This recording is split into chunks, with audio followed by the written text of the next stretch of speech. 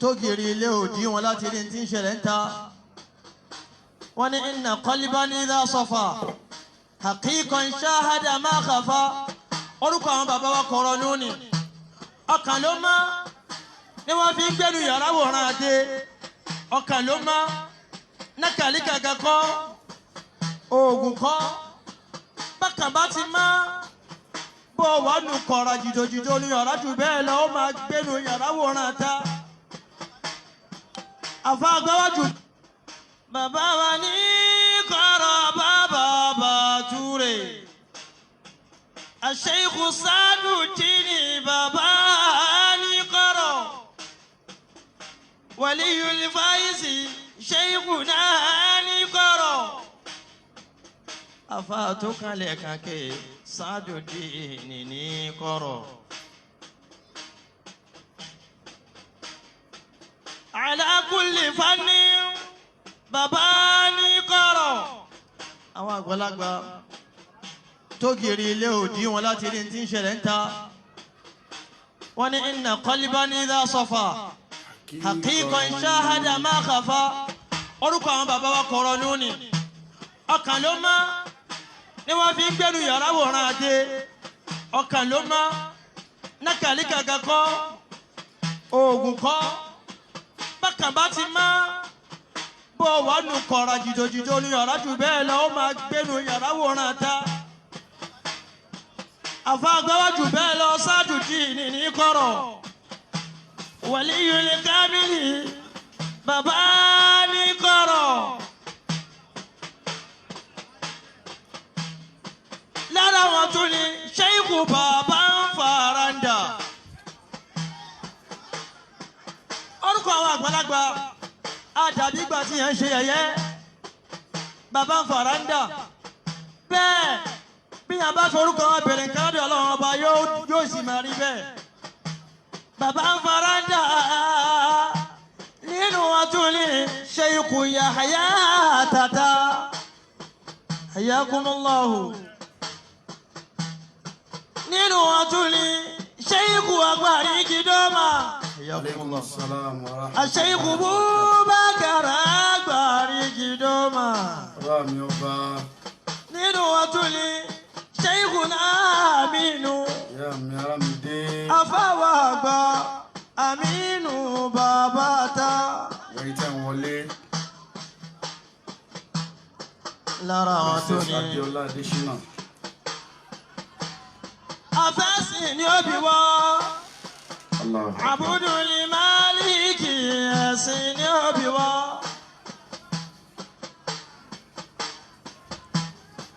Lára wọn tún ní Sheikhuna Salati. La ilaha Muhammad. Alaykumus salam. Afawa inda yawmul la yawmayni. Lára wọn tún ní Shugaba Salati. Nínú wọn tún ní Indashiko Salati.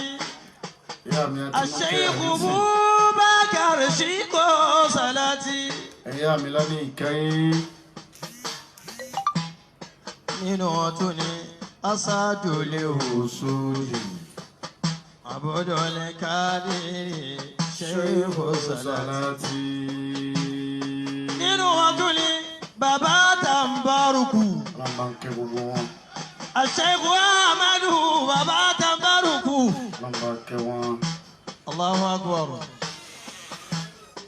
Nínú wọn tún ní Shadhali Yusambo. Alfa tó fọ̀dọ́ lọ. Aha. Àfikẹ́ dídà yìí. Bẹ́ẹ̀ bàbá wa mílò náà. Àgbàlagbà Ọlọ́run. Waliyul Faizi. Shadhali Yusambo. Àfa tó tọ̀dọ́ lọ. Shadhali Yusambo. Ẹ̀yin tẹ́ ń wọlé ẹ máa share rẹ̀. Hasbunallah. Shadhali Yusambo. Àfa wa mílò àfikẹ́ náà. Albarka wa tanjana nuni. Kò ní tán bẹ́ẹ̀. Shadhali Yusambo. Hayyakumullah.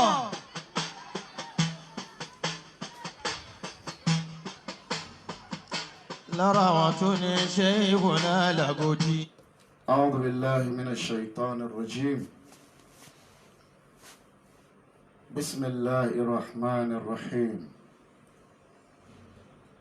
اللهم صل على روح محمد في الأرواح وعلى قبر محمد في القبور وعلى مشهد محمد في المشاهد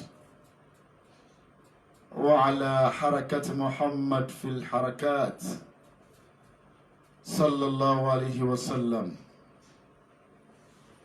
àlàáfíà Ọlọ́run ọlá Ọlọ́run oore àjẹjẹ tán tọ́lọ́run kó máa bá ànábì wa Muhammad kó máa dúró lórí ànábì nìkan àwọn sàábì ànábì àwọn ìyàwó ànábì àwọn ọmọ ànábì alladhina bidinillahi shadu Ọlọ́run ìkẹ́nà àkọ́mọ bá ogun wọn gbogbo ẹ̀yà wa tí ẹ̀ wọ́n lé Sheikh Muhammad al-Bashir Ọlọ́run ò ṣe bí Ọlọ́run ò ṣe bí Ọlọ́run ò ṣe bí Alhaji Ronke Ààrẹ Alhaji Ọlálẹ́yẹ Mutiullah Bọ́lá Dalẹ̀ Nuruddin Tọ́lání alaykum assalam wa rahmatullahi wa barakatuh. Àti gbogbo èèyàn olólùfẹ́ tí ẹ padà máa wò ó mo kí ogun ẹbí ní ìkáyé lápapọ̀ àwọn ìyá dáadáa lápapọ̀ pé assalamu alaikum wa rahmatullahi wa barakatuh.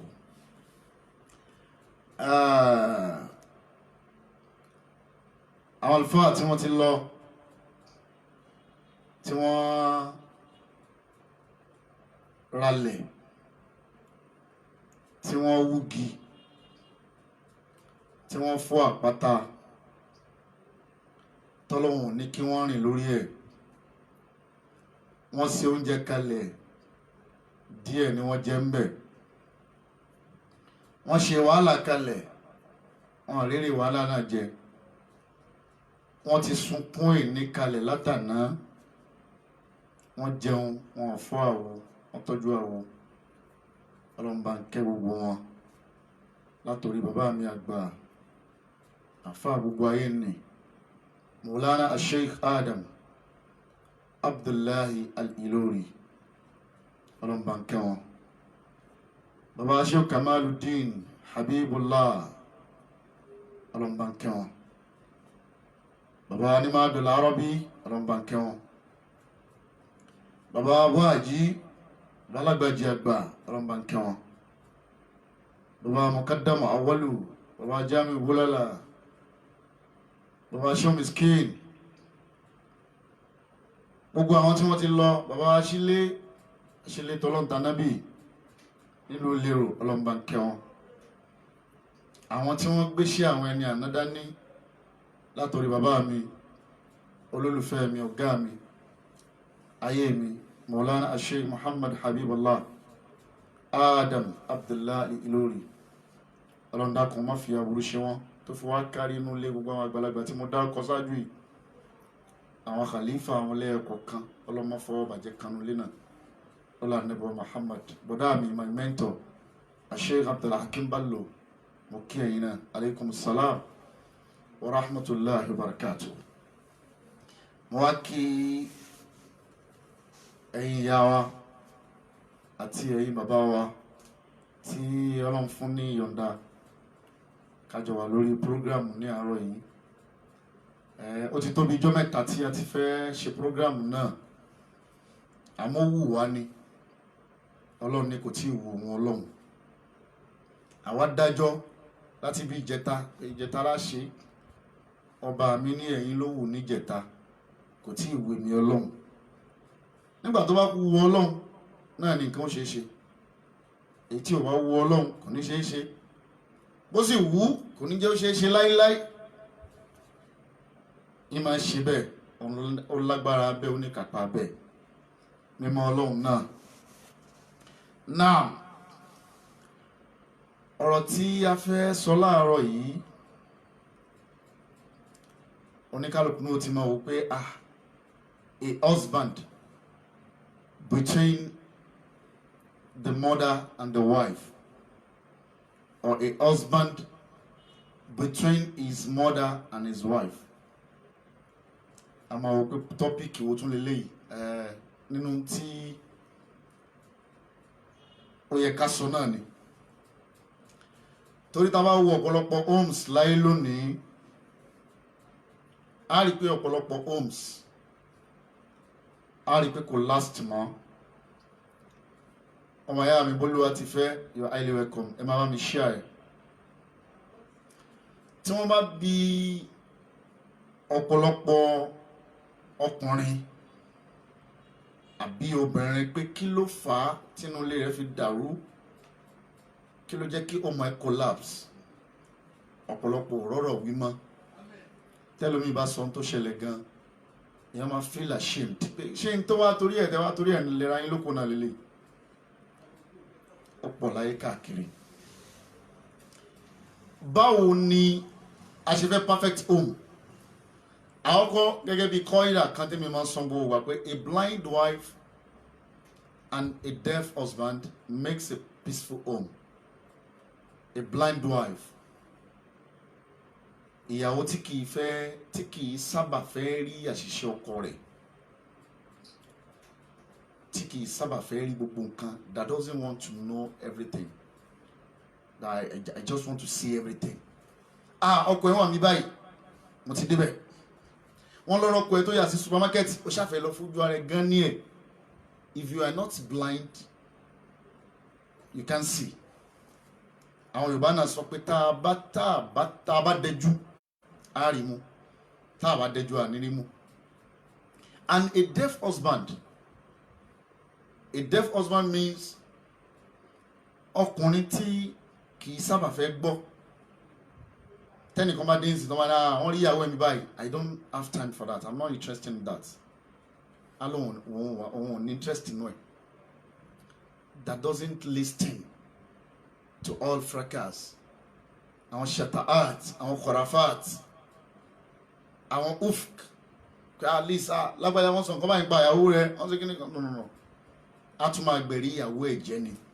The both makes a peaceful home. Now, àkọ́kọ́ ká lọ mọ̀ pé àtọkọ àtìyàwó, we are different totally in everything. We are born different. Different wisdom, different characters, different applications, different thinkings. Ata upbringing wa, it's quite different from each other. Nítorí wá fi wá mú pé egbò ń ta kàkàlẹ̀ yóò papọ̀, and we want to become one. We want to come together to become one. We have to disagree to agree. We disagree to agree. We agree to disagree. Àgbọ́ra wáyé, àwa fẹ́ papọ̀. Ọkùnrin tó fẹ́ níyàwó yóò tẹ ìfẹ́nú ẹ̀, yóò tẹ bá. Ìyàwó tó fẹ́ lọ́kọ tó náà fẹ́ kú lábẹ́ àṣẹ àwọn òbí ẹ̀.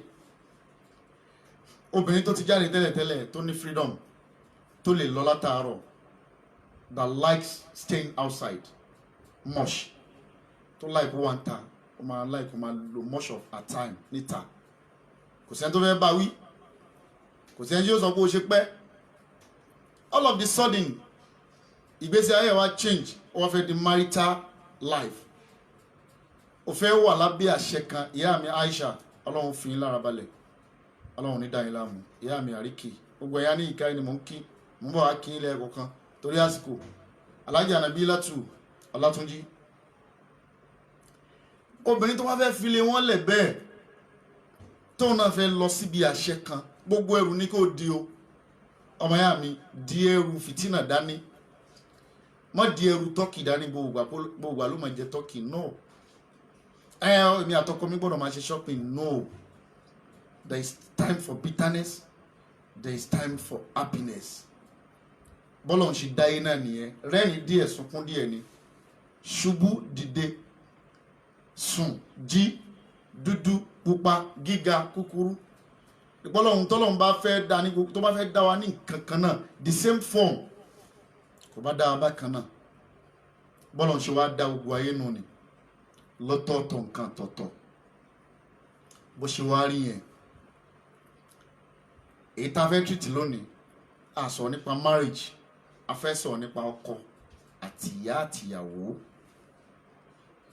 ọkọ àti ìyá ọkọ àti ìyàwó lọ́ọ̀dẹ ọkọ torí gbogbo àná láti mọ nǹkan pè ní marriage àti mọ̀ pé kò sí perfection bẹ́ẹ̀ kò sí bó ṣe perfect tó if you are looking for a perfect partner ó lè rí o kódà látàyè yìí kó máa wá dàlkíámọ̀ ò ní rí a perfect partner ready made pé mo fẹ́ tí ò ṣe gbá olórin kan ní kò mutí mu sìgá ó ní tó bá rí ṣìnà ṣe ìmí ò ní mutí kò ní mu sìgá kò ní ṣe ṣìnà ní tó ń ṣe tún ju mẹ́tẹ̀ẹ̀ta yìí lọ kárìn ìwà tọkọ mi ń wù tó yẹ sí pé ìyàwó àárín long time àbí long period tó fi cut yẹn kò ní ever kà mọ́ lọ́wọ́ tó bá di pọ́n fẹ́ra tán ọdún kìíní ọdún kejì kárìn ọkọ tó ń smoke tíyàwó ò mọ̀ tì sí tán dẹ̀ ti fẹ́ra 10 years ago tíyàwó ò tí ì kà mọ́ lẹ́nu pọ́n smoke á ti smoke láti ta kó tó wọlé á ti fọ ẹnu nù á ti lá tọ́mtọ́m ẹnìkan ní passive any odor from him bẹ́ẹ̀ náà ni wà tó ní kálukú ní ẹlòmíì mọ́ bá ṣe ń pretend ẹlòmíì lè pretend ọdún mẹ́wàá ẹlòmíì lè pretend 20 ọdún àmọ́ lábẹ́ bẹ́ẹ̀ bó ti rí náà yóò padà mọ́ náà ni níjọ́ tó bá mọ ti partner tiẹ̀ ọmọ yà mi wọ́n accept ẹ̀ ni you accept wàá dẹ̀ try láti correct kò ń ṣe tó máa gbé síta pé ọkọ mi máa ń ṣe báyìí o ọkọ mi máa ń ṣe gbá ọkọ mi máa ń ṣàwò ẹni tó ń rojọ́ fún yẹn tiẹ̀ náà ju tiẹ̀ lọ ẹni tí ń bá wọn fíránú lé láàrin wọn àtọkọ rẹ̀ ju tiẹ̀ lọ ó wá lọ́kọ ó ti lọ́kọ náà nù ó níyàwó ó ti níyàwó kọ́kọ́ dúpẹ́ lọ́dọ̀ Ọlọ́run kọkùnrin ó dúpẹ́ fóbìnrin kóbìnrin náà dúpẹ́ fọkùnrin ọpẹ́ wo ni obìnrin yóò dá fọkùnrin ni pé kò jẹ́ lélẹ̀ many ladies wọ́n wà ń ta láwọn tó ti 40 tó ti 50 báyìí láwọn 30 tí ò tí ì ní wọ́n ṣe wàhálà lórí ẹlòmíì kó tó ní ni wọ́n dààmú torí ẹ̀ kó tó ní ni wọ́n introduce ọkùnrin fẹ́ lómi ni ẹni tọ́lọ̀ ń bá ní kó dúpẹ́ lọ́dọ̀ Ọlọ́run o ọpẹ́ tákọ̀ máa dá fúnra wọn nù ni ìwọ ìyàwó mi ò sọ mi ò jẹ́ kí n wà lẹ́gbẹ́ àpọ́n táyé ò mọ bú mi pé àdéjọ 40 àdéjọ 50 mo ṣáà rí ọfẹ́ ìwọ ìyàwó náà mọ dúpẹ́ lọ́wọ́ ọkọ pé ìwọ tó jẹ́ ńlélẹ̀ tí ò jẹ́ ká wọn sọ pé àǹtí lágbájá wà lágbo lé látijọ́ yìí gbogbo àwọn àbúrò rẹ ti má rí lójú ẹ̀ ìwọ náà dúpẹ́ tiẹ̀ náà fọlọ́n ṣe é rí pa àjọ jẹra wa lọ́pẹ́ ni Ọlọ́run dá wa nítorí ara wa ni now àwa ti wá fẹ́ra wa sílé àkọ́kọ́ nǹkan méjì kọ́rọ̀ tó kan ìyá ọkọ ni mo fẹ́ sọ yìí o kó tó kan ìyá ọkọ nǹkan méjì gbọ́dọ̀ wà nù home àkọ́kọ́ ni I'm sorry àtọkọ àtìyàwó gbọ́dọ̀ má ma utter statement yẹn fúnra yín pé I'm sorry má sọ pé nítorí Ọlọ́run sọ pé ar-rijalu qawwamuna 'ala an-nisa kó má fi ya jẹyàwó rẹ o má sọ pé nítorí Ọlọ́run sọ pé ìwọ lólórí o kó má yẹn ìyàwó rẹ jẹ o má sọ pé nítorí Ọlọ́run sọ pé àwọn ọkùnrin lólórí àwọn obìnrin ìgbà náà àrà tó bá wù mí máa fi ọ́ dá mo ti sanwó orí rẹ lọ pàjẹ́ lọ pa lọ tọ̀bẹ̀ bọ́ lọ́rùn tó bá pa tán la yóò ṣe wàá mọ̀ pé wọ́n lólórí má torí pé Ọlọ́run sọ pé àwọn kan káyà Kùránì pé wọ́n ní ká nà wọ́n ó wá yọ ìkúkù ó yìí sọ ìyàwó rẹ di punching bag ẹ̀wọ̀n gbàrà yín bá nǹkan o ntọ́lọ́run fi ń pe olórí kọ́nu o my dear sister Wendy Ejiro you're welcome may Allah bless you ntọ́lọ́run pè lólórí kọ́nu ni o kì í ṣe báwọn o torí ọ̀pọ̀lọpọ̀ àti ṣì Kùránì kà lódì lónìí Ọlọ́run ní ká máa nà wọ́n Ọlọ́run ò sọ pé kó máa nà obìnrin o wọ́n nà ìyàwó rẹ o wadribuhunna kì í ṣe dọ̀rábà kì í ṣe gbogbo ẹ̀ ní nínà o ó lè nídìí nǹkan mi jọ mi ó lè má fún l'acceptance àìfún l'acceptance yẹn òun nànà nìyẹn ó gbóúnjẹ kalẹ̀ ó jẹ́ ní time òun nànà nìyẹn náà a máa dùn pé mo dẹ̀ ṣe wàhálà mo dáná lẹ̀ ó ti ń ná nìyẹn ó lè ṣe gbogbo yẹn fún tọ́kù tí wọ́n máa kó gbajúbò pé ọlọ́wà ní Kùránì ló sọ pé ká máa nà wọ́n má nà ìyàwó rẹ̀ o. Don't ever beat your wife. Má nà ìyàwó ẹ̀ ṣó ti yé bẹ́ẹ̀. Now a ti wá fẹ́ra wa sílé ó yẹ kí ọkọ ó lè sọ fún ìyàwó pé I'm sorry. Ọkọ á máa jẹ̀bi mostly n ti máa da home rú ọkọ ni máa jẹ̀bi but òfin Kùránì pé Ọlọ́run sọ pé àwa lólórí tí à ń ṣì tú yẹn ó jẹ́ ká máa misbehave kò jẹ́ kí a máa realize mistakes wa èmi lólórí now I have the final say I have igba however o emu one break ọ̀rọ̀ lásán ló break home mi oúnjẹ jíjẹ lásán ló break home mi bọ́dá mi ojú àwọ̀ ẹkújọ́ mẹ́ta sà kò ní bàjẹ́ fún yín oúnjẹ jíjẹ lásán ló break home ẹlòmíì ọbẹ̀ tó ti ń jẹ tẹ́lẹ̀tẹ́lẹ̀ tí ò ta lẹ́nu ẹ̀ ó ṣe wá ń wá excuses pé lágbájá wàláì irú ọbẹ̀ olóòlò ó dẹ̀ wọ́n kí mi ò kí ń jata say it apply it amicably òun náà máa gbọ́ ẹ má bínú sà ìyàwó lè sọ fọ́kọ pé I'm sorry ọkọ náà lè sọ fún ìyàwó pé I'm sorry má sọ pé toro ọjọ́kùnrin wọ́n máa ń jàre gbogbo gbà no ọkùnrin máa ń jẹ̀bi mostly. ẹlẹ́ẹ̀kejì thank you appreciate ara yín husband should appreciate his wife likewise the wife must appreciate her husband. Ìyàwó náà gbọ́dọ̀ appreciate ọkọ ẹ̀ appreciate your wife before any other thing. Jẹ́ kínú ìyàwó ẹ̀ máa dùn pé ìyàwó mi lélẹ́yìí jẹ́ kó mọ̀ pé fine má fi ẹnì kankan wé ìyàwó ẹ̀ in a present ó wá fẹ́ máa sọ̀rọ̀ obìnrin kan wá sọ pé màá lágbájá ó dẹ̀ tóbi ó dẹ̀ nígbà ó dẹ̀ láwo lódù ìyàwó tiẹ̀ ó ń banú jẹ́ nìyẹn náà nítorí òun rí ta yẹn ìwọ padà sínú ilé fully touch ìyàwó ẹ̀ up nítorí fẹ́ kó ṣe yẹn á ṣe ó máa tún beauty ju ẹ tó wà ń ta lọ ẹni tó ń bímọ fún ẹ tí ò jẹ́ ó ká kan ó lóyún fún ẹ ó bímọ fún ẹ is your partner ẹnì kejì ẹni kò yẹ kẹ́nìkan dá lójú rẹ tó yàwó rẹ kò yẹ kẹ́nìkan ó dá lójú rẹ tó yàwó rẹ ìwọ ọkùnrin náà àti ìwọ obìnrin náà kò yẹ kẹ́nìkan ó dá lójú rẹ tọkọ rẹ ó wá ń fi ẹnìkan wé ọkọ rẹ pé ẹ̀rí bí bàbá alágbájá ṣe rí báwo ló ṣe rí iná tí ń jó bàbá lágbájá lábẹ́ aṣọ ṣójú wọ lábẹ́ aṣọ ni irú àdánwò tó ń kàn tó ń wo ìta lásán lòún rí tó ń ṣe nulẹ̀ ìwò mọ́ now kí ọkọ appreciate ìyàwó ẹ̀ appreciate her beauty appreciate wisdom ẹ̀ appreciate caring ẹ̀ bó ṣe ń care fáwọn ọmọ ẹ̀ àwọn ọmọ tí wọ́n fi ń yan gàn yẹn tálejò máa dé tó máa ní kán lọ bomi fáwọn àlejò ní pálọ̀ nígbà táwọn ọmọ yẹn dùn rí wọ́n ní good looking wọ́n ní good caring the woman behind their caring ó yẹ kó appreciate ẹ wò wàhálà táwọn ìyá wa ń ṣe wọ́n á dáná oúnjẹ wọ́n á fọbọ́ tọmọ bá ti dàgbà wọ́n á fọṣọ lẹ́yìn tán bá fọṣọ tán wọ́n á ṣe oríṣiríṣi nǹkan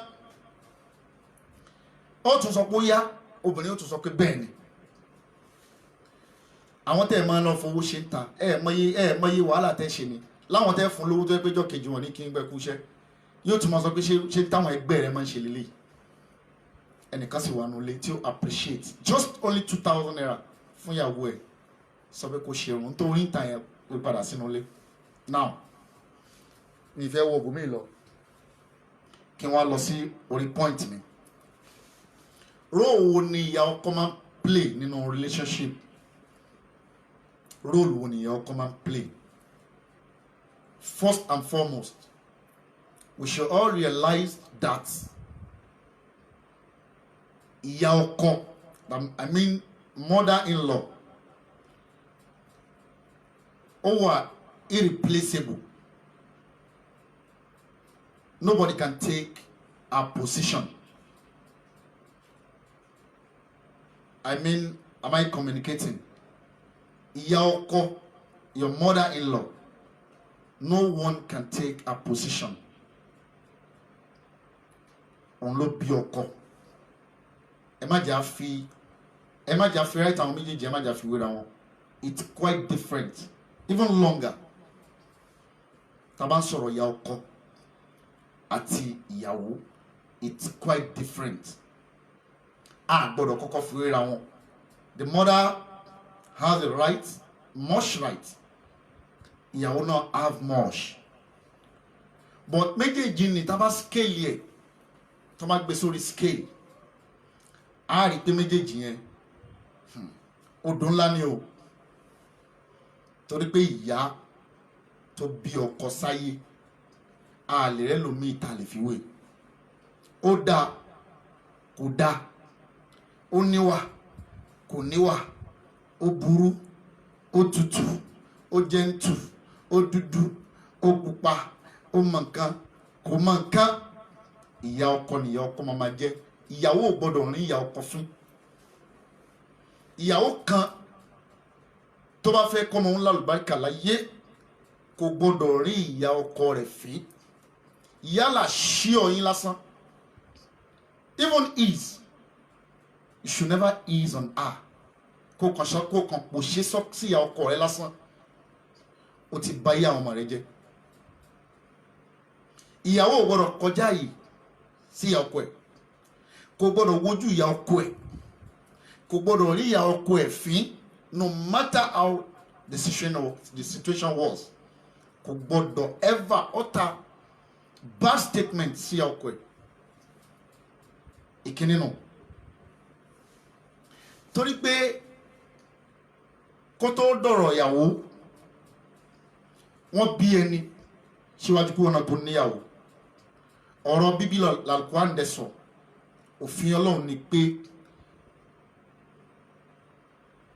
ẹ ṣe dáadáa sáwọn òbí méjèèjì. al-ihsan lil-walidayn, kéèyàn ṣe dáadáa sóbí ẹ̀ méjèèjì. ọ̀rọ̀ ìyàwó kọ́ lọ́wọ́ kọ́kọ́ gbé kalẹ̀. wọ́n bí ẹni bíbí, ẹni tó bí ẹ, tó produce ẹ, tó deliver ẹ, òun ló kọ́kọ́ níwọ̀ lọ́dọ̀ ẹ before any other person. Before any person, ìyá ẹ tó bí ẹ ló kọ́kọ́ níwọ̀ lọ́dọ̀ ẹ. kò sí tí ìyá ẹ gbọ́dọ̀ ṣe fún ẹ gbọ́dọ̀ tẹ́ lọ́rùn. Even though in the situation of correction, tó bá yẹ kó fẹ́ correct ìyá ẹ, you correct her in a good manner. Wa apply wisdom to talk to your mother. Your mother is your mother. Without your mother, you are going nowhere. Even though tó bá ti rí ọnu ìyá tó bí ẹ, tó rí ọnu àwọn òbí ẹ ò ní wà àlùjánnà. kò sírú tọ́mọ náà lè ṣe láyé. ẹnu tó lè fi yapa ẹnu sáwọn tó bí ẹni pé tó máa ń pè ẹ́ pé kó wá bá wọn ṣẹbọ, tó máa ń pè ẹ́ pé kó wá bá wọn ṣòṣà, ó lè fi yapa ẹnu. ìyapa ẹnu wọn gan ò gbọdọ̀ bú wọn, kì í ṣe tèébú o. ní tó sọ fún wọn ni pé yìnbá ń ṣe léyìí in a good manner. èmi ò fẹ́ léyìí. ìyẹn ò ní kó má fún wọn lówó oúnjẹ o.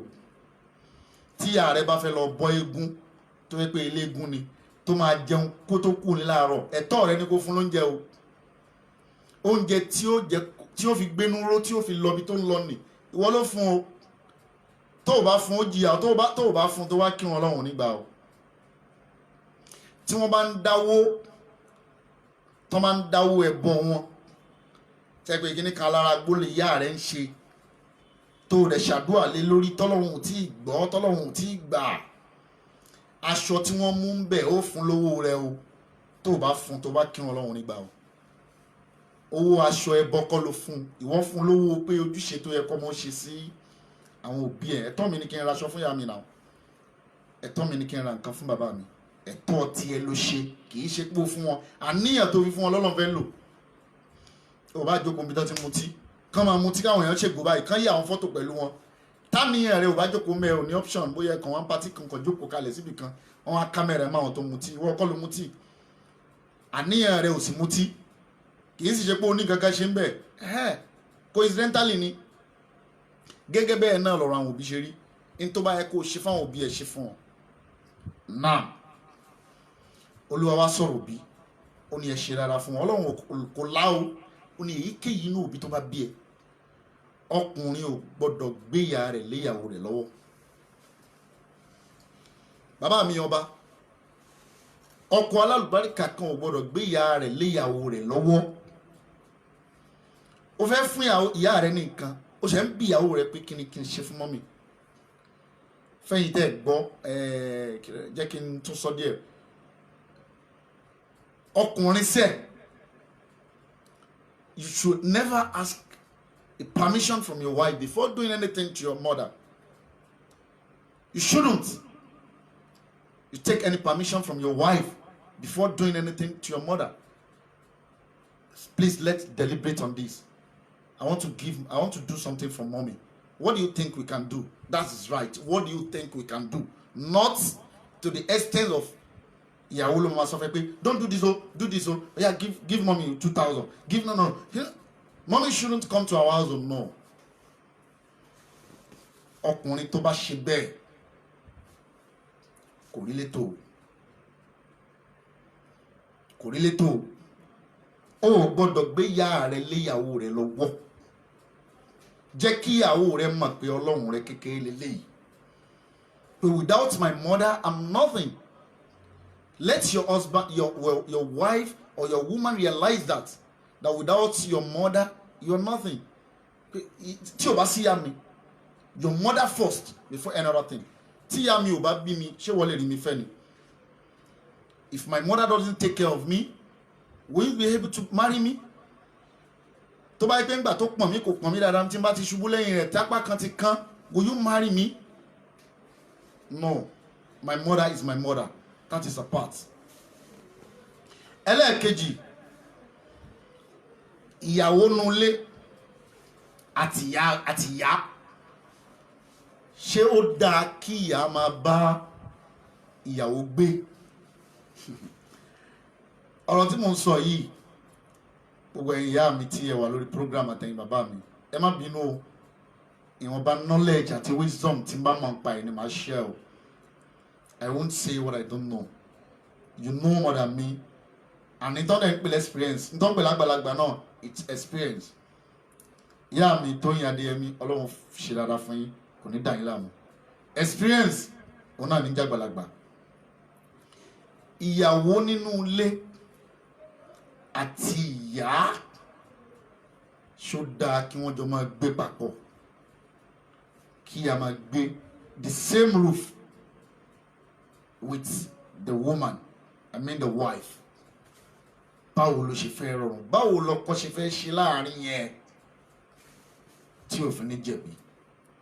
When we take a good look to many homes nowadays, tẹ́ bá wo ọ̀pọ̀lọpọ̀ ilé lónìí that collapse, àwọn ilé tó ti collapse, a rí pé intervention ìyá àti ìyàwó nínú ilé ó máa ń da lérú. Ẹ jẹ́ akọ́ ti bìkan wò. Kí ni ìyá ọkọ wá ní kitchen? A mother-in-law. What is she looking for? So I want to make food for my son. No. Ìyá ọkọ kì í wọ kitchen. Tí condition bá warrant pé wọ́n jọ fẹ́ gbé, tó bá di dandan pé at least ó wá tiẹ̀ wá di kàràǹgídá ọkọ ìyàwó àti ìyá fẹ́ gbé. Ìyá mi fún mi dáná tó bá wá di dandan bẹ́ẹ̀ ká tiẹ̀ wá sọ pé wọ́n ń gbé, bóyá ìyá ti dàgbà ọkọ wa mú ìyá rẹ̀ sọ́dọ̀ ṣó ti yé. Ẹlẹ́ẹ̀kejì ń bẹ, bóyá kò sẹ́ni tó fẹ́ take care ẹ̀yà, bàbá lè ti kú ti pẹ́ ṣó ti yé. Tó wọ́n á sọ pé at least àwọn ọmọ wa sọ ẹja máa rotate ẹ̀, màámi ẹ máa lọ́dọ̀ bọ̀dá mi, àyè máa gbà yín bẹ́ẹ̀. Àwọn ọmọ tó kú ọmọ wa wò yín lẹ́ẹ̀kọ̀ọ̀kan, wọ́n wá pín bẹ́ẹ̀, oníkálukú wa ká sọ pé condition ti warrant ẹ̀ bẹ́ẹ̀, wọ́n wá jọ ń gbé. Báwo ni ìyàwó ṣe fẹ́ tẹ́ ìyá lọ́rùn? Àwọn ìyá kan wà tó máa ń prognose sínú pot, they wash on everything. Tẹ́ ẹ bá serve ẹran méjì fún wọn, they will complain. Tẹ́ ẹ bá fún wọn mẹ́ta, they will complain. Tẹ́ ẹ bá fún wọn lẹ́yọ kan, they will complain. Kò sí ń tẹ́lẹ̀ ṣe fún ìyá ọkọ mi, ó máa sọ pé kò dáa ni. Tí ìyàwó bá múra lójú ìyá ọkọ mi, problem. Tó bá lo good, ní tó ń fowó mọ́ mi ṣe nu, problem. Tó bá wọṣọ jù gẹ́gẹ́gẹ́, problem. Tó bá ń dáná jù, problem. tí kì í bá jẹun jù problem, tó bá ń jẹun jù problem. Torí pé ìyàwó ìyá máa ń ṣọ́ ìyàwó ju ọkọ lọ, torí pé wọ́n jọ ń gbénu lé ni. Tó bá pé ìyá tó ráyè dáadáa, gbogbo ẹsẹ̀ ìyàwó rẹ̀ ni ó máa ṣọ́ káàkiri, gbogbo ẹsẹ̀ ìyàwó ẹ̀ ni ó máa ṣọ́. Kíní ti pọ̀ jù, kíní kan. Kódà ó lè máa pe ọmọ lórí fóònù pé ìyàwó rẹ̀ ò tọ́jú mi, òun febi pa mí. Àlẹ́ àlùkù oúnjẹ wà nílé. She's really trying for this woman, but tóun ti bẹ́ẹ̀ náà, with all that, a sọ pé kò ṣe náà ni. Nítorí bá fi wá mú ìyá tó wá lọ wọ kíchìn fúnra rẹ̀, ṣe rí bó fẹ́ sọ ìyàwó yẹn lẹ́nu ni. Èmi ni mo fẹ́ dáná tèmi láàárọ̀ fúnra mi o, kẹ́ni kankan má bá mi fọwọ́. Èmi ò ní gbé sójú bẹ́ẹ̀, a máa sọ solemnly, ma don't worry, let me just make it myself. Problem nìyẹn. Ọkọ báwo lọkọ ṣe fẹ́ ṣe láàrin àwọn méjèèjì bẹ́ẹ̀. Àkọ́kọ́ ni pé kí ọkọ jẹ́ kí ìyàwó ẹ̀ realize pé my mother before anything. Kí ìyàwó náà, kí ọkọ jẹ́ kí ìyá náà realize to her own best of knowledge, kó jẹ́ kó mọ̀ pé màámi ẹ lè gbà ṣe ìyàwó mi ṣe o, ẹ bí mi lóòótọ́, ẹ lè bímọ fún mi o. Àwọn ọmọ tẹ́ ń rí tẹ́ ń wò yìí, ẹ ṣeun jàre ọmọ ìyá mi Bólú àti fẹ́, wọ́n ní very complicated. Àwọn ọmọ tẹ́ ń wò yìí tí kì í bá ṣọlá ìyàwó yìí kò ní sọmọ o, ẹ̀yin gan ò ní jẹ́ grandma o, ní rí àwọn grandchildren yìí o. For our own sake, jẹ́ kí ìyá rẹ realize pé ìyàwó ẹ̀ níyàwó ẹ̀. Show love sí ìyàwó ẹ̀, show kindness sí ìyàwó ẹ̀. Jẹ́ kí ìyàwó ẹ̀ mọ̀, jẹ́ kí ìyá ẹ̀ mọ̀ pé ìyàwó ẹ̀ òun náà wà irreplaceable. Ìdí títí ìyá fi lágbára ju tìyá lọ ni pé ìyàwó lè sá fún yàn tó bá di wàhálà, tó bá dijọ́ ṣòro. Bí wákà kan táwọn àgbà máa ń dá pé bàgbójú lọ ọkọ ò lè kọ́ ni, bàgbójú láyà àyà lè yá ni, jọ̀wọ́ bá wa ṣe gbogbo ọ̀rọ̀ wa bí a ṣe ń fẹ́. Bàbá gbójúlé àyà lè yá ni, àmọ́ ìyá ò ní yani láyé. Kánì ìyá tó ń gbé ọmọ rẹ̀ tọ́dí sìn tí ó wà lọ́sítà pẹ̀lú ẹ̀, èyí ní kú òǹbíṣẹ́ àfijọ́ tó bá gbádùn. Wàhálà dé lómi ṣe láì tege lórí ọmọ ló ṣe ń ṣe di sìn, kò tí ì jèrè ọmọ náà tọ́mọ ní fi pé 50-60. Ìyàwó lè ní sùúrù bẹ́ẹ̀, níjọ́ tó bá dáa wọ́n á dúró tiẹ̀ tẹ̀mítẹ̀mí, níjọ́ tó bá tún dáa bákan náà díẹ̀ nínú wọn 30% over 100, 30% ló máa dúró tiẹ̀ níjọ́ ṣòro. Àmọ́ píríọ̀dù tó fi dúró yẹn náà ẹnu pọ́n ṣàbíamọ́ fún ẹ, èèyàn làwọn náà láyé wọn. Ìyá kí ìyá jókòó, ìyàwó kó máa pọ́nlé ìyá ọkọ ẹ̀. Tó bá ti ṣe sí ìyá ọkọ rẹ, ọkọ ẹ ló ṣe sí o. Tó bá bú ìyá ọkọ rẹ in your husband absentia, tó bá bú ìyá ọkọ ẹ tí ọkọ rẹ ò sí ńbẹ̀, ọkọ rẹ ló bú o. Tó bá fi sọ fún ìyá ọkọ rẹ pé ẹlọ́gbọ́njẹ fúnra yín mọ́mì náà, ẹ láìkẹ́ máa dàyà láàmú, you insulted your husband. Kò sí téèyàn lè ṣe láyé tó máa gbé. Ẹjẹ́ tún wá wo another way. Àwọn obìnrin kan wà tí wọ́n máa ń sá eré, tí wọ́n á ṣí ojú ọkọ wọn kúrò lára àyà tó bí wọn. Ọmọ ìyá mi aláránṣẹ́ àdínì Alájọ Àyìndé. Àwọn obìnrin kan wà wọ́n ó sá eré débi pé wọ́n ó tún ṣí ojú ọkọ kúrò lára, wọ́n ó ṣí ojú ọkọ, wọ́n á ṣí ojú ọkọ kúrò lára àyà. Tó yẹ sí pé kò sí ní tọ́mọ fẹ́ ṣe fún ìyá rẹ̀ láyé, ó gbọ́dọ̀ sọ fún wọn ni. Even though in the presence of the husband, ìyàwó máa sọ fún ọkọ, máa sọ pé màámi mi ò tí lè sọ anything, ẹ jẹ́ kí n kọ́ fi lọ my dear náà, ẹ jọ ẹ jẹ́ kí my dear kọ́ dá sí náà, mọ́mí a máa get back sí ní tá a bá fẹ́ ṣe fún yín, ní tí my dear bá sọ ṣe mọ̀ kó wà bẹ́ẹ̀. Sulaiman Roro ó wà bẹ́ẹ̀, tó yẹ pé kò ní ṣe nǹkan fún ìyá rẹ̀ láyé àfi tó bá kọ́ sọ fún ìyàwó ẹ̀. àwọn obìnrin kan rìnrìn àjò débẹ̀ wọ́n bá ọkọ débẹ̀ ìwọ obìnrin tó bá ṣe bẹ́ẹ̀ rántí pé wọ́n náà bímọ ọkùnrin o àdúrà tèmi máa ń ṣe fún gbogbo obìnrin láyé ni pé bẹ́ẹ̀ bá ṣe rí lọ́dọ̀dẹ̀ ọkọ yín irú yín gangan lọ́lọ́run ń yàn ti àwọn ọmọ yín lọ́kùnrin ẹ̀yin ìyá wa ẹ ṣe àmínà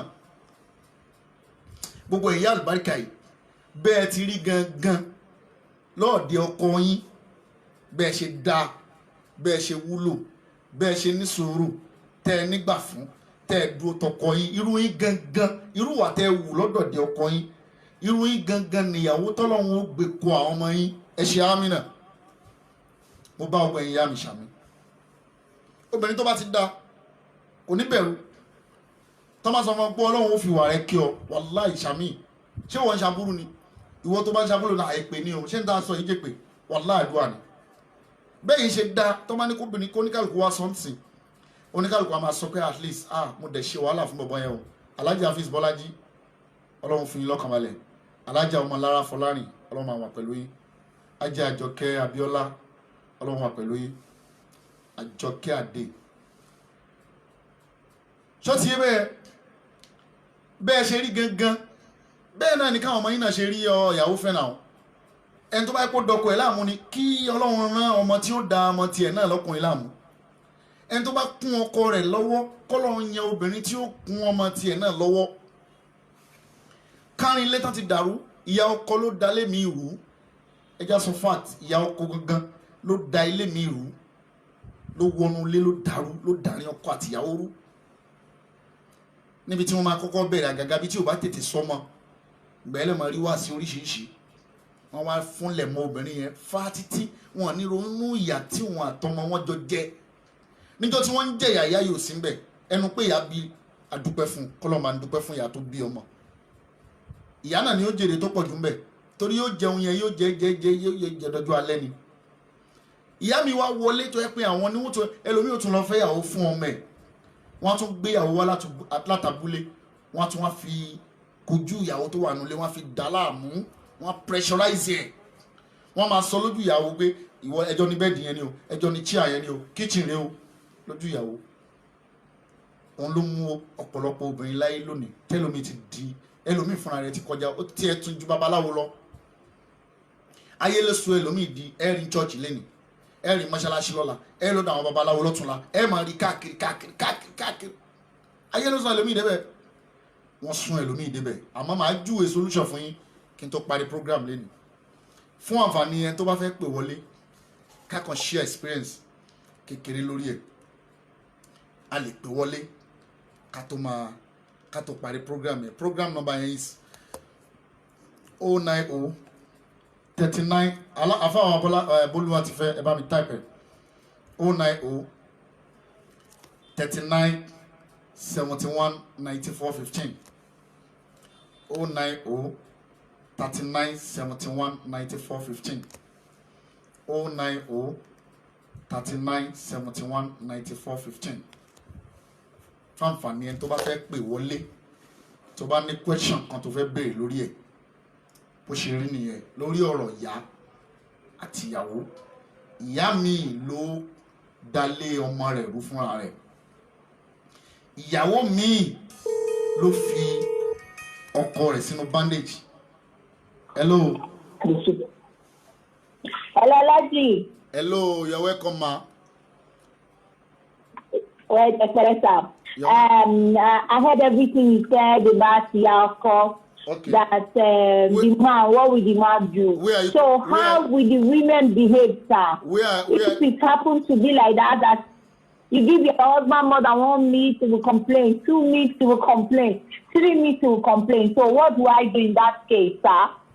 Where are you calling from, ma? Where are you calling from, ma?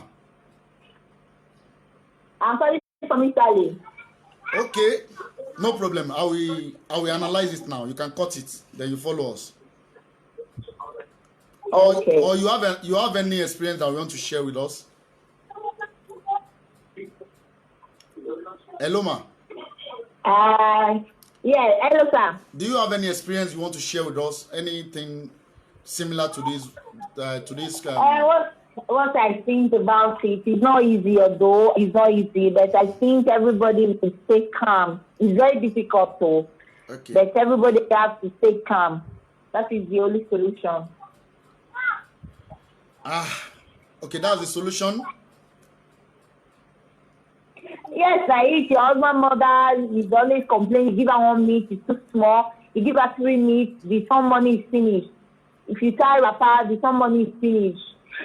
You be a little bit calm. If not, you put the man into a very big stress because the man will be the one taking the stone. Because I will turn towards the man, the mother will turn towards the man.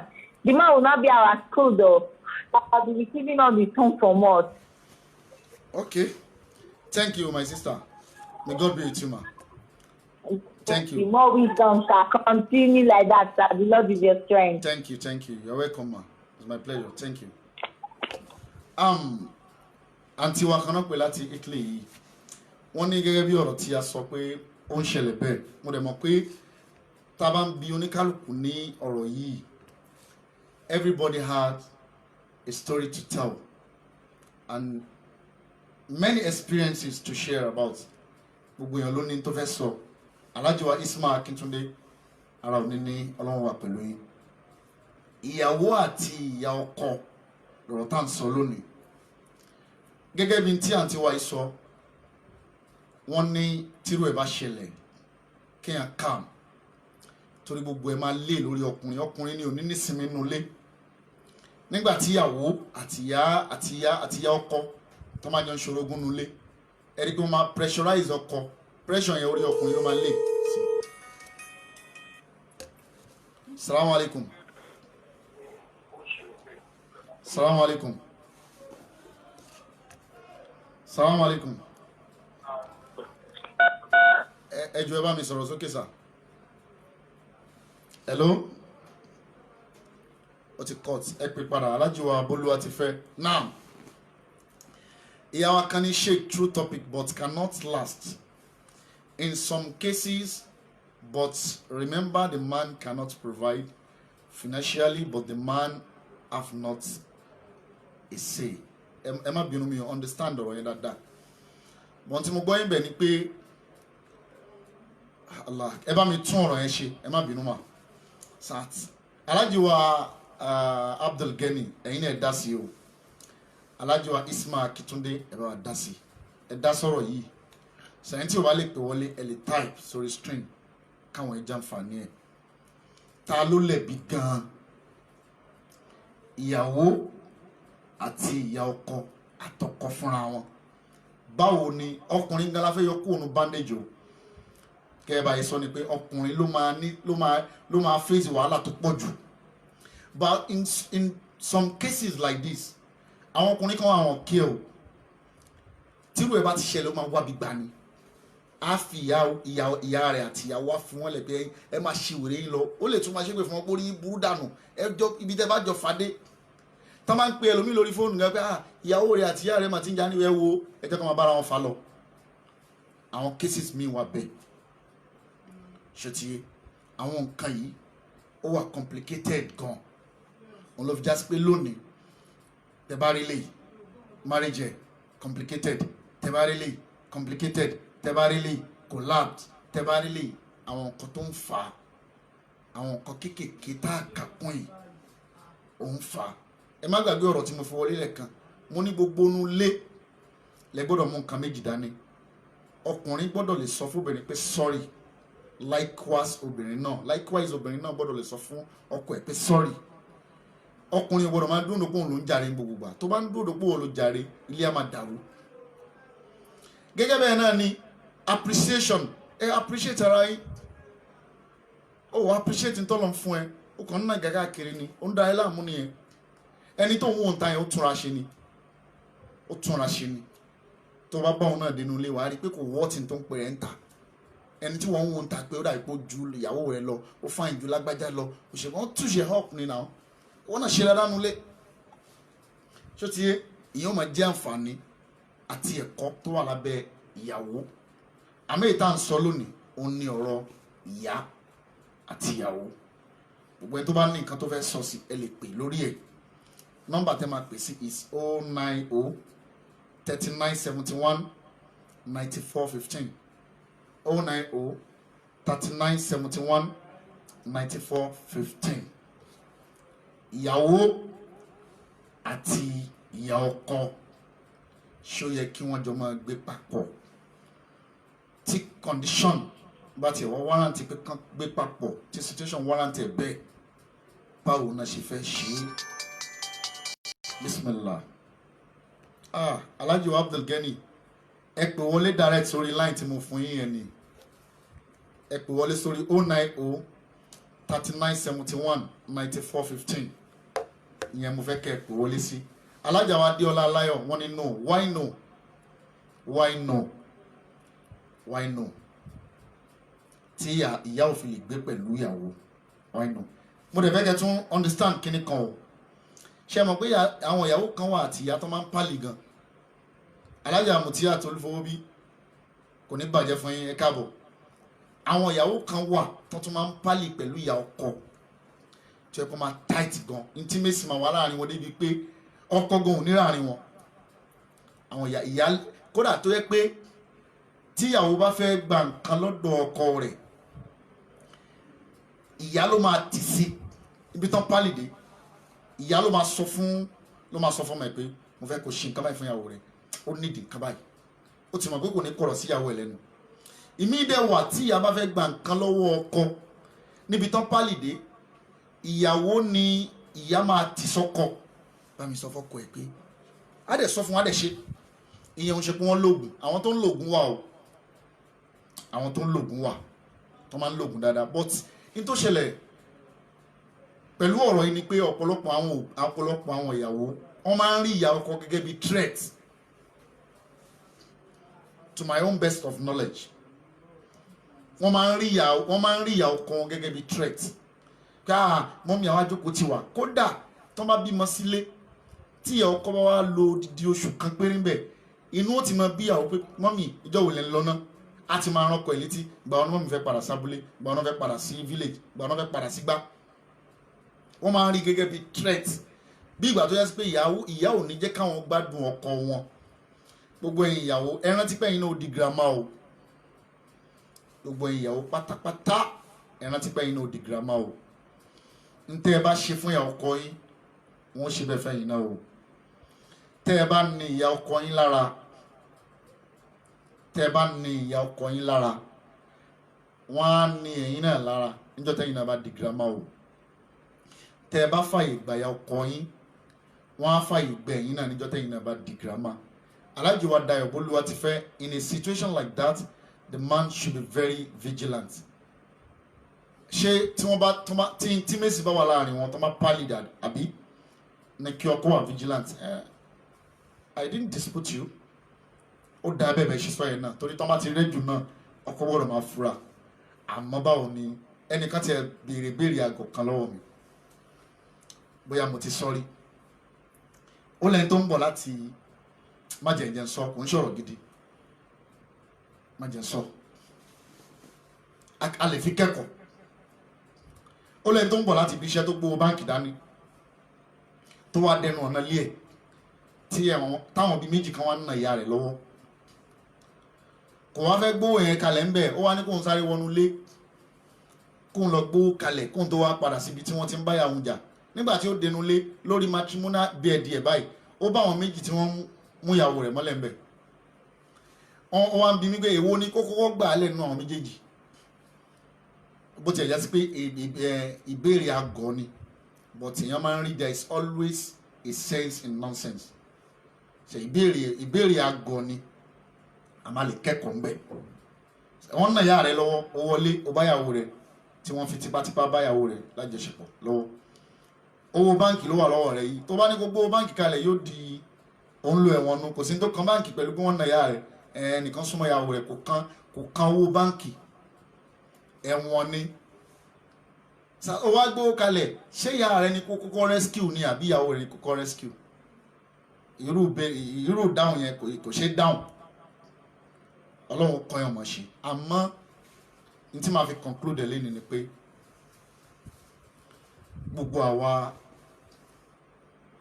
tí a bá wà nínú situation bẹ́ẹ̀, the only solution to all this is prayer and wisdom. Kí ọkọ lọ ní wisdom, you ask. Number to call in 090 39 71 94 15. I can type it by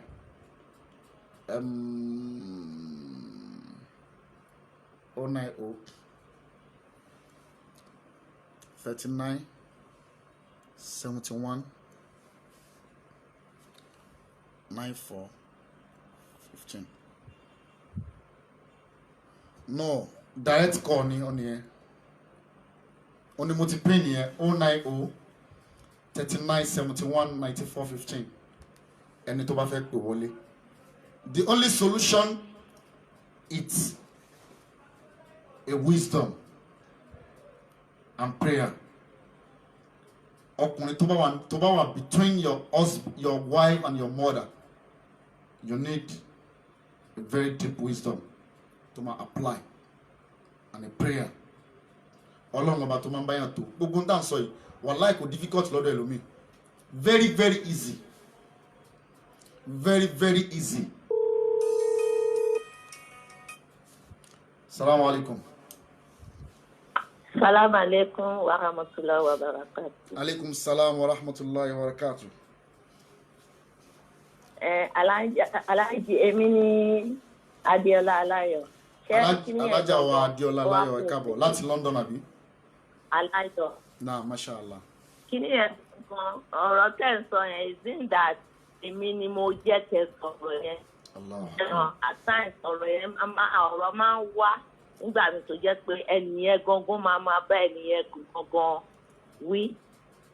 Kí Ọlọ́run kó foríjì ọkọ mi kó bá mi pàṣìṣe rẹ̀.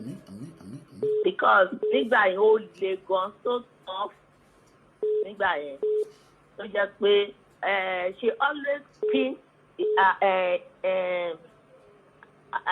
son sí mi nígbà yẹn. Ó fẹ́ yàwó.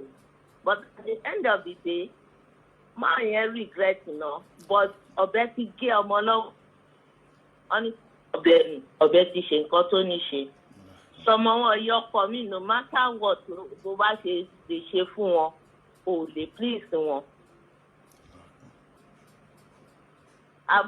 Ọkọ mi náà àbúrò kan, ìkan tó bá rí báyìí ló máa lọ sọ fún ìyá ẹ̀. Ìyá wọn máa take up to it. Tó jẹ́ pé kò dẹrùn, Ọlọ́run jẹ́ kó dẹrùn, ṣùgbọ́n mo dúpẹ́ lọ́wọ́ Ọlọ́run. Ṣé mọ̀ pé téèyàn bá ti ṣe mistake tó bá dẹ̀ ti realize pé kìíní yóò mistake lòun ṣe, kéèyàn gbàgbé ẹ̀ bí àṣà àwọn Muslim. Although I was bred and born by a Christian home, but ìgbà tí mo fọ́kọ ni mo di Muslim. Ṣé ń gbọ́ mi Alhaji? Àwọn pẹ̀lú yín gbogbo ayé ló ń gbọ́ yín báyìí. So, bó ṣe wà ní ọ̀dọ̀ ìyá ọkọ náà ló wà lọ́dọ̀ ìyàwó. Ìyàwó mi lè máa fẹ́ láìsí ọkọ ẹ̀ láti bá wọn gbé. Ìyọkọ mi gan sef ló máa ń ṣe àfọwọ́fà. Maybe ọkọ yẹn ń tọ́jú ìyàwó yẹn, ó lè ní kó ráyè tòun. That's what caused my own. Ó ti gbogbo ẹ̀ ìyàwó ẹni kò ráyè tiwa, kò wo ọ̀dọ́ wa, kò wo kọ́kọ́. But a dúpẹ́ lọ́wọ́ Ọlọ́run pé ọkọ náà ó wá realize pé mistake tí àwọn òbí òun ti fà sóhun lọ́rùn kò dá kí ìyọkọ máa bá ìyàwó pé kò dà tọ̀, kò dà because ìgbà yẹn náà máa rí àṣírí ara wọn. Bọ̀tọ́ bá wà ní òkèèrè ní èèyàn tí níyì, ọ̀rẹ́ ti níyì, àbí ọmọ ìyá ti níyì. Tá bá wà lókèèrè tí wọn mọ nǹkan tẹ̀ ń ṣe nù léyìn, wọn ò ní mọ̀ ọ̀pọ̀ tán máa sọ. Bọ̀ tó bá jẹ́ pé ẹ̀jìjọ́ ń gbé, ó wà very difficult Alhaji. Ǹjẹ́ mi ṣe sọ fún yín pé bí mo ṣe sọ pé no nìyẹn pé kò dáa because this thing really happened to me. Really appreciate so I know the experience. Your perspective. Ọlọ́run bá mi sọ yín lẹ́san dáadáa. ọ̀rọ̀ tá à ń sọ náà ká lè fi kẹ́kọ̀ọ́ náà ni. So we learn every day. We learn every day. Gbogbo tó bá ń ṣe kọ́lọ́n kó ṣàlàyé ọ̀rọ̀ tá à ń sọ láàárọ̀ yìí ọ̀rọ̀ tí ó nítumọ̀ dáadáa kí Ọlọ́run kó dákú gbà ní ìbádà fún wa. Ṣé ti bẹ́ẹ̀ Ọlọ́run á túbọ̀ fún ìbùkún sí ìmọ̀ yín lágbára Ọlọ́run. Ẹ kó wa jẹ̀pẹ́ lágbára Èdùmàrè kí ilé yín ọ̀nà yín ò lè dàrú. Thank you very much. Thank you, you're welcome, ma. Thank you, ma. Okay, sir. Thank you, Bye. Ma. You're welcome. Alájà wa láyọ̀ ìyá wa tí wọ́n pè tán yìí ọlọ́mọ ìṣe ọ̀la fún wọn. Àwọn sọ tí wọ́n bó ṣe rí lọ́dọ̀ ẹ̀ nìkan. A máa rí ẹni tó máa pè wọlé tá a jẹ́ ká mọ̀ pé ó dáa kí ọkọ ọmọ báyà gbé tó dẹ̀ ní problem. Salamu alaikum. Alárànṣẹ́ àdínì.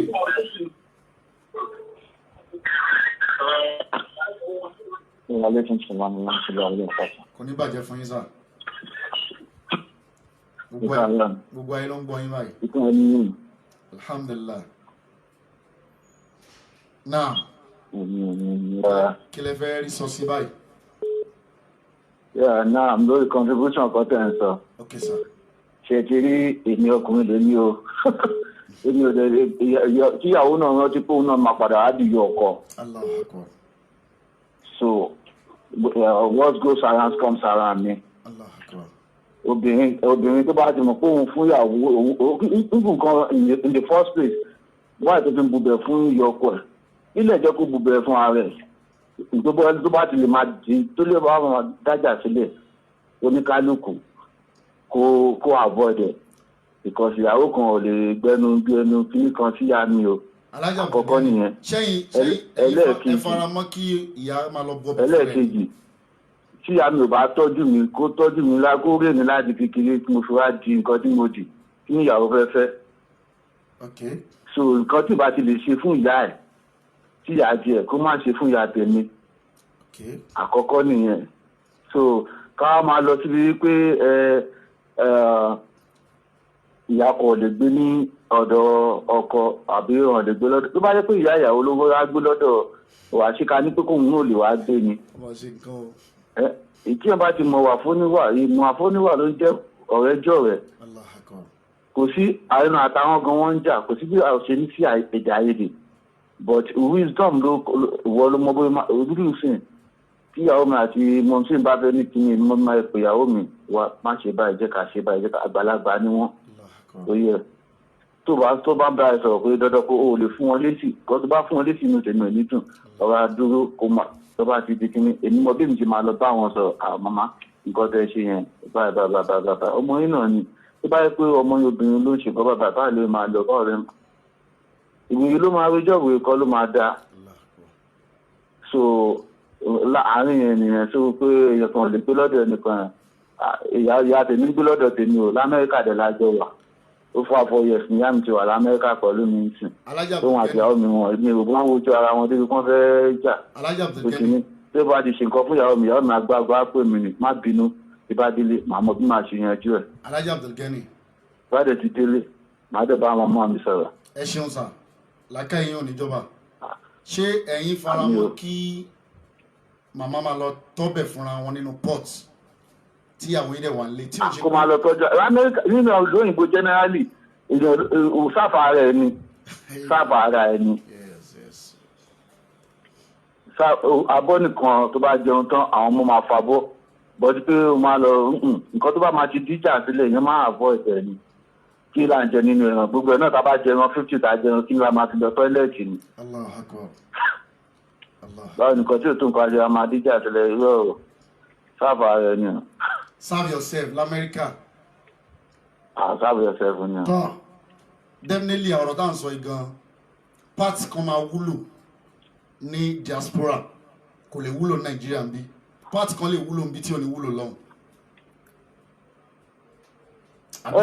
bẹ́ẹ̀ ni ó wà bẹ́ẹ̀ ní ṣe tí Nàìjíríà náà ṣe ti rí àwọn kọ̀ọ̀kan wà tó yẹ pé tó bá ok for example bí ẹni tó pè láti Italy yẹn tó sọ pé ọba fún wọn lẹ́ran 4 àwọn máa fún wọn lẹ́ran 3 àwọn máa ṣe kíni nǹkan tó máa bẹ́tà fún wọn náà ni màmá ẹ má bínú àwọn pé kí ó nídìí láti sọ wípé ní wàá bọ́kọ ẹ sọ̀rọ̀ nǹkan bá ló ṣẹlẹ̀ o tọkọ náà bá ní tó bá ní làákàyè tó fẹ́ fi làákàyè pé bí àwọn pé kí ni ó máa sọ fún màmá ẹ ni àmì tẹ bá ti rẹ jẹ ẹlẹbùbẹ fúnra yín lẹmú tó bá tẹ́ yín lọ́rùn tó máa fi parẹ́ nìyẹn ẹmú tó bá ti wù yín.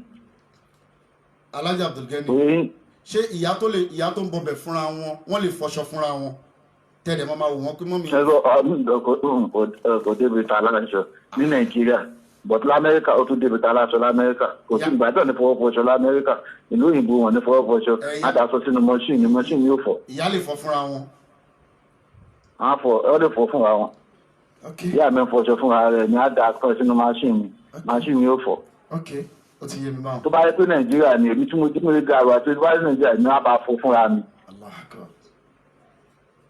because àṣesílẹ̀ làbọ̀ wá tí ọmọ bá lóun bá fọ òun náà bọ̀ wá di ìyá ọkọ òun náà bímọ ọkùnrin nǹkan tó bá ṣe ló máa gbà àjọ ní.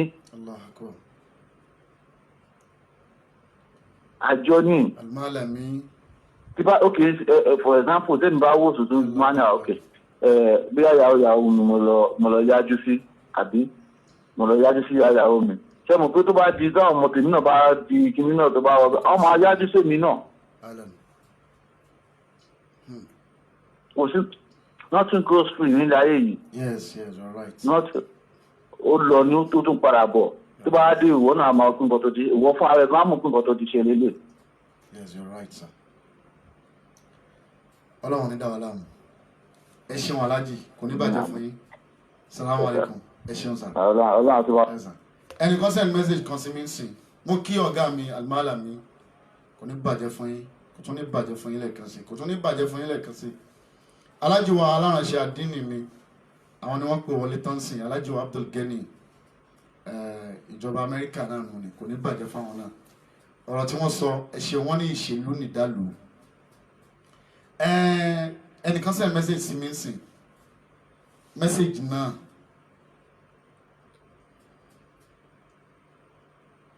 ó ní ọkọ tóun pé each time tí òun àti ọkọ ń bá ní issue bóyá gbólóhùn aṣọ kékeré ìyá òun ló máa ń láálí ìyá òun ló máa fọ paríparí ìyálà ìyá òun ni pé tó fi wáyá sí pé ó tún wá sọ́kàn ìyá òun lójú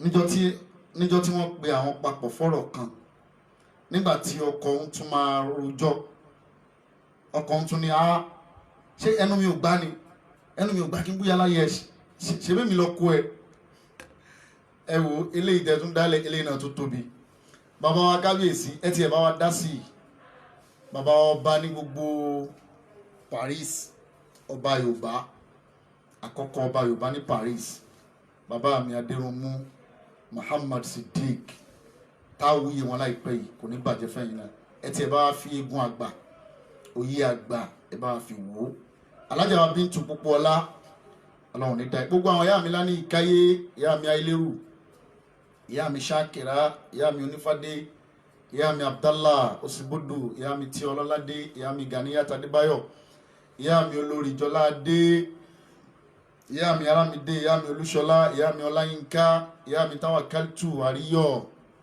gbogbo wọn pátápátá àwọn ìyá àlùbáríkà ìyá mi Rísíkátù Dísù Bọ́sí Àkàndé ìyá mi Kádíjà Bello ìyá mi Àtinúkẹ́ Bello ìyá mi Rúkàyàtà Arẹ́gbẹ́ṣọlá ìyá mi Ṣóníbárẹ́ gbogbo yín pátápátá náà ni mo rántí mo ṣàdúrà fún yín o kò ní bàjẹ́ fẹ́ni kọ̀ọ̀kan yín ìyá mi Bilkisu Balógun ìyá mi girama ìyá mi ọlọ́mọ tuntun lẹ́nu ọjọ́ mẹ́ta yìí Ọlọ́run dá ọmọ náà sí lọ́la Nàbí Muhammad ìyá mi Olúfowóbí ìyá mi Kádíjátù ìyá mi Mẹ́ríàmù anító Mẹ́ríàmù bíi márùn-ún Ọlọ́run ṣe dára fẹ́ni kọ̀ọ̀kan yín lọ́la Nàbí Muhammad Ọlọ́run gbàgbọ́ ẹni kọ̀ọ̀kan wa.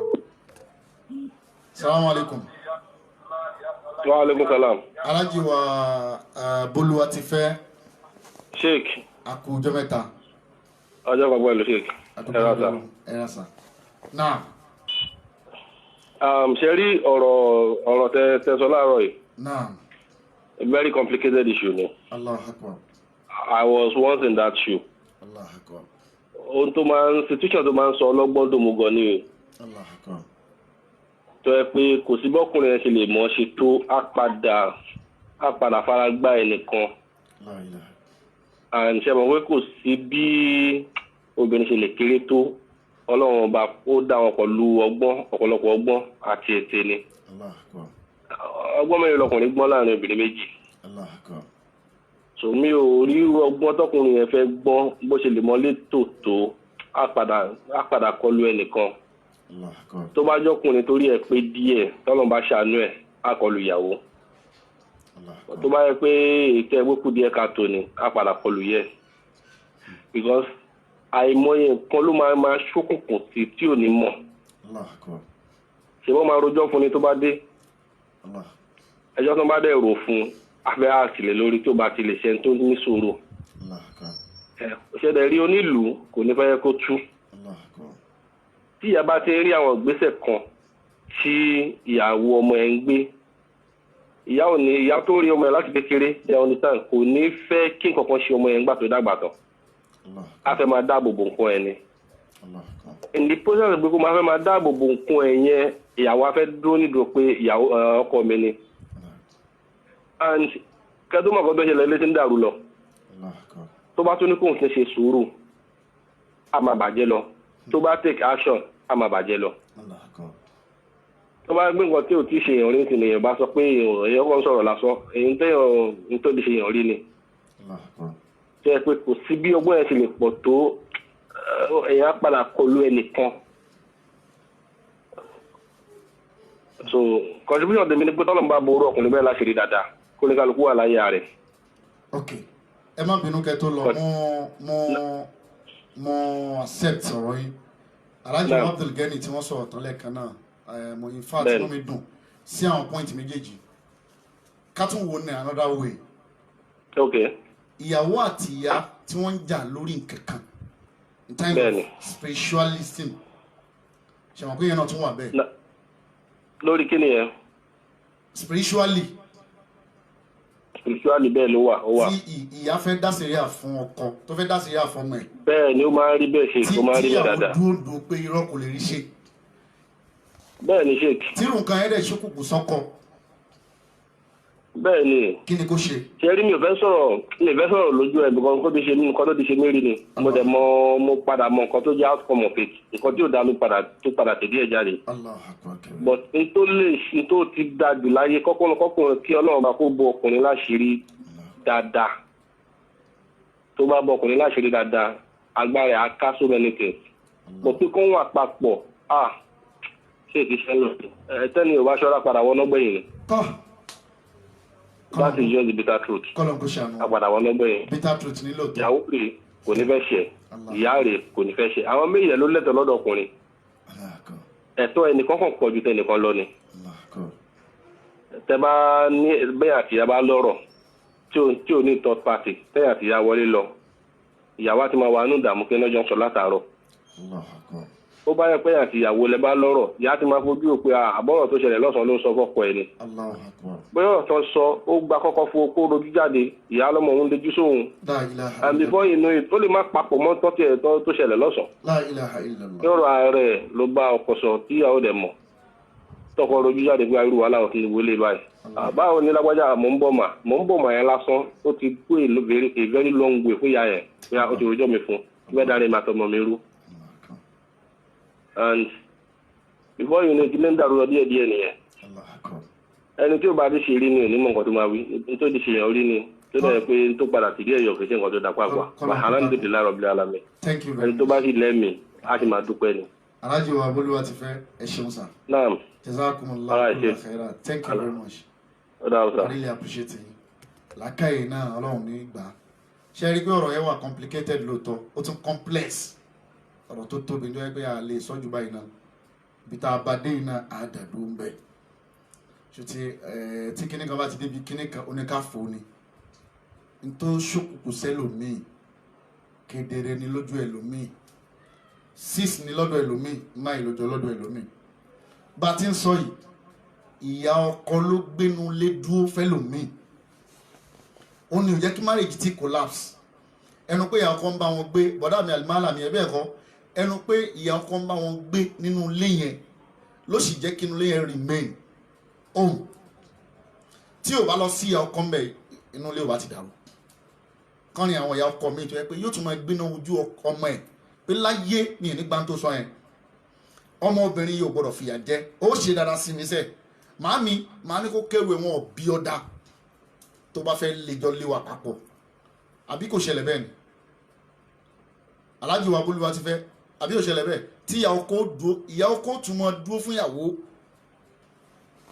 pé kò sí nǹkan kan tó máa ṣẹlẹ̀ á ní èmi ló wá fẹ́ fi òun lẹ̀ kánrin inú ilé tó yá sí pé ọkọ ò ṣe dáadáa sí ìyàwó ẹ̀ bí kò jáde lọ 10 days 15 days kó lọ kó má wọlé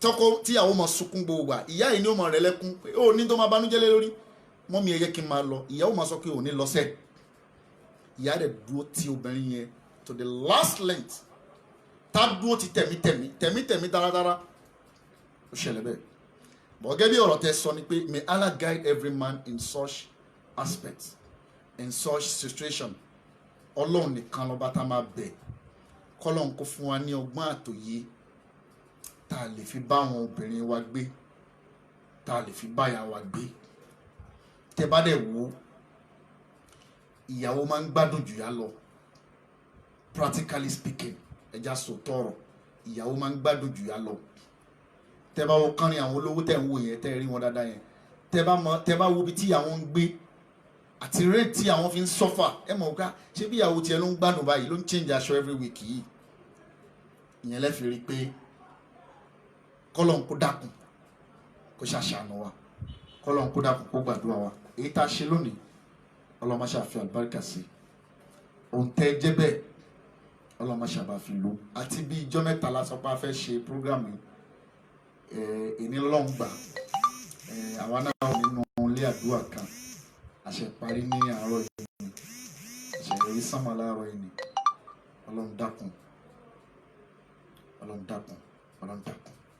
ìwọ náà la pè lánàá ìwọ náà la pè lónìí ìwọ náà la tún pè lọ́la gbogbo àwa tí àjọ jókòó wá sí lónìí àtàwọn tí ò lè wò àtàwọn tí ó padà máa wò ọlọ́run fi wá lára balẹ̀ fi wá lọ́kàn balẹ̀ má dẹ́rù bà wá má lé wa lọ bọ́tà wa lọ́la nàbí wa Muhammad má ṣàwá ṣàánú wa má ṣàwá gbọ́rọ̀ wa rò bá a ti fẹ́ kórí ọlọ́run jó rí bẹ́ẹ̀ èyí tá a fẹ́ ká tẹ́wọ́ àdúrà èyí tá a fẹ́ ọlọ́run dákun má ṣàlè jìnnà sí wa wá ṣàánú wa ẹ ṣeun alájọ Sulaiman Ororo wọn ní gbogbo ẹ wọnú ara wọn ni bó ṣe rí lọ́dọ̀ ilé ìkọ́lé lọ́dọ̀ ẹlòmíì ṣé ti kọ́lọ́n kó dá kó ṣàánú wa ẹ jẹ́ àjọ ṣe fatiha kan lápapọ̀ bisimilahi rahman gbogbo ń tà ń fẹ́ ní dáadáa tí ó jẹ́ kẹ́mi wá ogun tí kìí ṣe tí ó pa wá lára o tí ó mú ẹmu wa lọ lójijì ọlọ́run dákun àfẹ́ gbogbo ń tà ń fẹ́ tí ó dùn mọ́ wa nú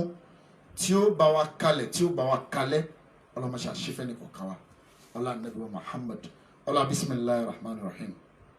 الحمد لله رب العالمين الرحمن الرحيم مالك يوم الدين إياك نعبد وإياك نستعين اهدنا الصراط المستقيم صراط الذين أنعمت عليهم غير المغضوب عليهم ولا الضالين آمين Alhaji wa Sirajuddin Alade Olusegun, may God answer your prayer and be with you. Gbogbo yín pátápátá àtẹ̀tí ilé ìdárúkọ àwọn tó dúró tì wá tẹ̀mítẹ̀mí táratára gbogbo àwọn ìnáwó tá a fẹ́ ṣe tán dúró tẹ̀mítẹ̀mí táratára ọlọ́mọba mi ṣe dáadáa fún gbogbo yín má fa burú ṣe nìkan kan wa àtẹni tó fẹ́ ṣe tí ò lágbára àti ṣe ọlọ́mọba mi dá yín lọ́lá bá mi dá yín sí má fọmọ pa yín lẹ́kún má jẹ́ masàárì ọmọ má jẹ́ kẹ́yìn náà fọjọ́ ọlọ́jọ́ lọ Alhaji Gani Òṣèlè ọlọ́run gbàdúrà yín ẹni tí mi ò rántí dárúkọ rẹ̀ ọlọ́run gbàdúrà yín ẹni tí mo ìyá mi Agúnbíadé mo ṣàdúrà fún ọ ìyá mi Ṣẹ̀rífíyátù mo ṣàdúrà fún ọ ìyá wa Àríkì mo ṣàdúrà fún ọ afọ Abdulrahmani mo ṣàdúrà fún ọ afọ àwọn Isiaka Ayílára àtàwọn àtìyàwó wọn mo ṣàdúrà fún ọ gbogbo ẹbí a ní Ìkáyínlá tó kéde lẹ́ẹ̀ mo ṣàdúrà fún gbogbo yín alájà wa Ọmọwùmí ìyá mi l'Arizona gbogbo yín pátápátá ẹ má bínú o ẹni tí ń bá dárúkọ ẹ dákun iṣẹ́ tẹ́ gbélé mi lọ́wọ́ náà mo ń ṣe láti jẹta mo ṣe parí ẹ̀ láwọ̀ ẹni ọlọ́run dákun má ṣàṣàánú wa o ọlọ́run gbàdúrà wa má fi wálẹ̀ o wala la hawla wala quwwata illa billahi al-aliyyil azim. Subhana rabbika rabbil izzati amma yasifun wa salamun ala al-mursalin walhamdulillahi rabbil alamin.